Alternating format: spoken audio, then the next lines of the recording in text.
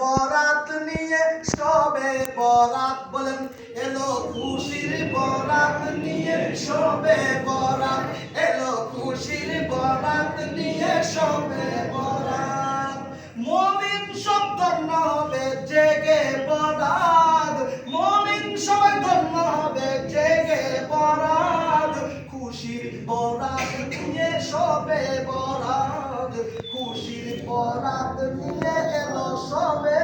বরাত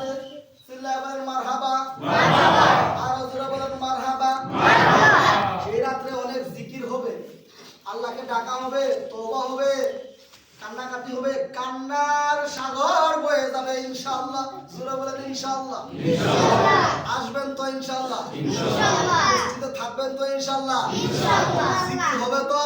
ইনশাআল্লাহ দাওয়াত দিবেন তো ইনশাআল্লাহ ইনশাআল্লাহ বান্দার ভাগ্য বন্টন হবে ভালো কিছু নিবেন তো ইনশাআল্লাহ ইনশাআল্লাহ কান্নাকাটি করব তো ইনশাআল্লাহ ইনশাআল্লাহ আল্লাহ সবাইকে কবুল করুন সকলে বলুন আমিন আমিন জোরে জোরে বলুন আমিন আমিন খাওয়া আছে যেখানে মানুষ আছে সেখানে এরপরে খাওয়ার জন্য আবার ইবাদত নষ্ট করা যাবে না এখন আপনাদের কাছে আমার মাশওয়ারা হলো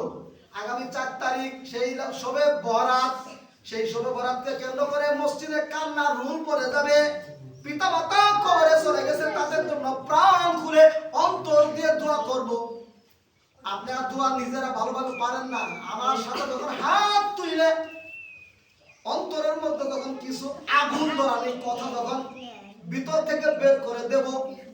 দেখবেন চোখ থেকে পানি অটোমেটিক এসে যাচ্ছে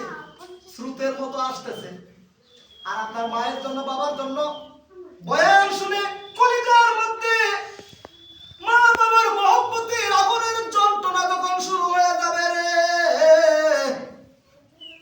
মায়ের মহব্বত নিয়ে বাবার মহব্বত নিয়ে চোখের পানি ফেলায় যখন কাঁদবেন আর বলবেন আল্লাহ কেমন আছেন প্রাণেরা কবরে মাফ করে দেন মাবুদ মাওলা আপনার কুদরতে চোখের পানি ফেলে যখন তোমার বাবার জন্য তোমরা কাঁদবা ওই পানিটা আল্লাহ তাআলা কোনোদিন বৃথা দিবেন না ওই পানিটা আমার আল্লাহ কোনোদিন নষ্ট করবেন না ওই পানিটা আমার আল্লাহ একটা জমজমের শিশির মধ্যে আল্লাহ পরে রাখবেন জমজমের পানির সাথে মিলাইয়া তোমার চোখের পানি রসিলা করে আমার আল্লাহ কিয়ামতের দিন তোমার মা বাবা সহ তোমাকে আসমানের মালিক মাফ করে দেবে সুবহানাল্লাহ আর জোরে বলেন সুবহানাল্লাহ সুবহানাল্লাহ এজন্য আমরা যদি পারি কিছু টাকা জমাইয়া আল্লাহর ঘর মসজিদের জন্য নিয়ে আসবো রাজি আছেন কিনা ইনশাআল্লাহ যত টাকা দান করবেন আল্লাহ সেই দানগুলো রসিলা করে বাবার কবরের আযাব মাফ করে দিবে মায়ের কবরের আযাব মাফ করে দিবে সেজন্য আমরা সবাই এরপরে